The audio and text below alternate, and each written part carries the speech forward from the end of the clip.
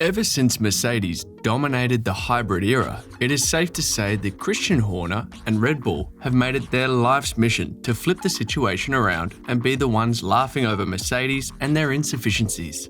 And this season, for the most part, has been exactly that, with Mercedes looking like mere mortals rather than 8-time world champions.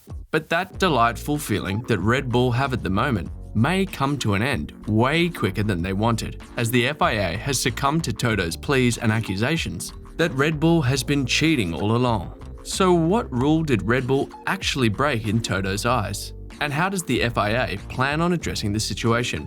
Well, you're going to have to stick around to find out. As we all can remember, it was after the British Grand Prix that the FIA ordered a technical directive for Ferrari and Red Bull to make sure that the flexibility of the planks in their cars' bodyworks would not deflect past 2mm.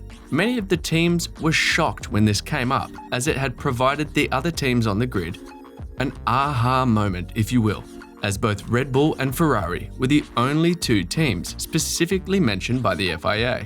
And coincidentally, the two are at the top of the standings as we speak. And as for Toto, he believes that the cause of all this was a grey area in the regulations that gave Red Bull and Ferrari the idea to do what the FIA caught them doing. Toto would go on to say, "Some teams have skids that actually disappear when the cars hit the bottom of the ground," Wolff told reporters. The reason for skids is they are the limitation of how much wear of the board you can have. If the skid can disappear miraculously into the floor, that's clearly against the regulations. Then the second thing is, there is a plank that can deflect, or that basically also moves away more than the tolerance should be. The tolerance is 1mm, and if a plank moves away many more millimeters up into the car, obviously you gain some performance there too. I think the first one, flexing floor, will disappear for Spa. The second will be clarified in next year's regulations. Now that we've heard Toto's side, the next would be how the FIA plans on addressing this issue. Now all of these discussions started with Mercedes yet again starting the conversation on making a uniform change to the cars, as many drivers started to feel that the porpoising was starting to become more of an issue of safety rather than performance and comfort. So in turn, the FIA says that it intends to introduce several short-term measures at the Belgian Gran Prix in August that will mainly address Red Bull and Ferrari's bending of the rules.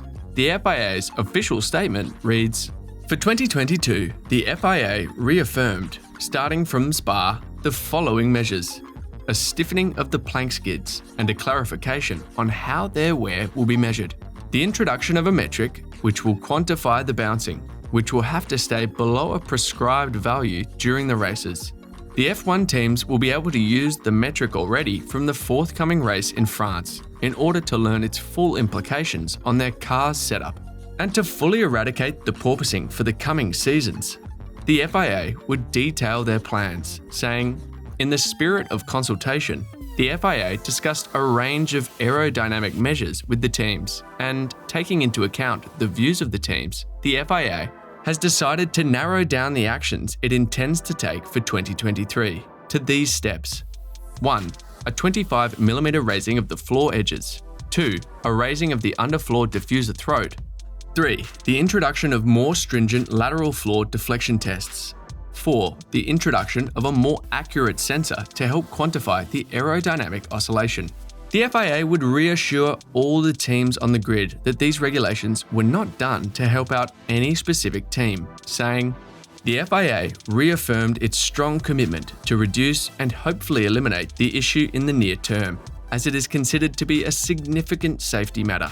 It is the responsibility and the prerogative of the FIA to intervene for safety matters, and the reason the regulations allow such measures to be taken is precisely to allow decisions to be taken without being influenced by the competitive position each team may find themselves in." So what does this mean now for Christian Horner and Red Bull? Well, for one, we can remember that Horner was the most furious team boss on the grid when the FIA had announced that they would be changing things up to address the porpoising.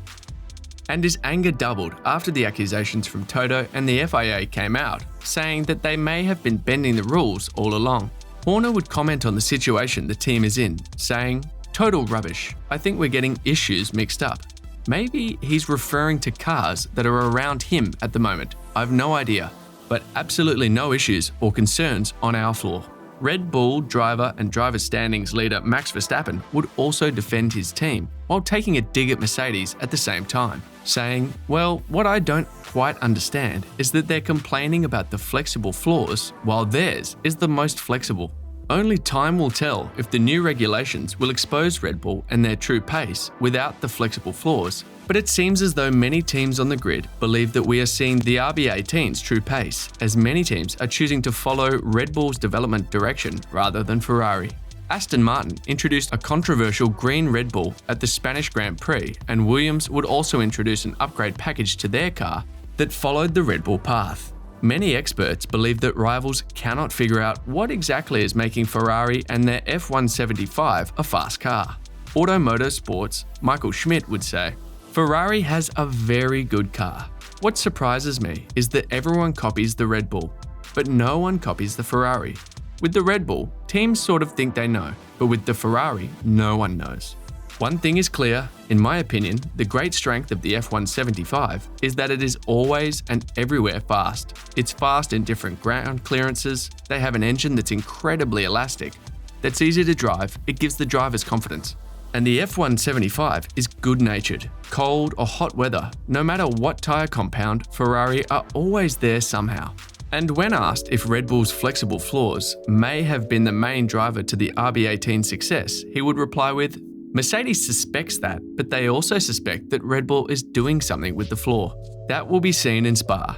In my opinion, there won't be much change in terms of performance level. And as if Toto hasn't protested enough this year, the Mercedes team boss has also started a protest against sprint races, saying that most sprint races are just a procession with little racing value. These comments came after the Austrian Grand Prix, where the sprint literally was a procession, with the only hard racing coming from both Ferrari cars.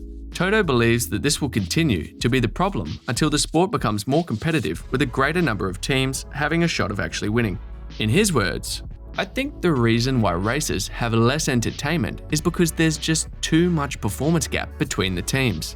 If you have Verstappen disappearing in a distance, the two Ferraris being the only entertainment during the race, and then we are in the middle of nowhere in no man's land, then the others are further behind, and then you have DRS trains. That can never make a good sprint race.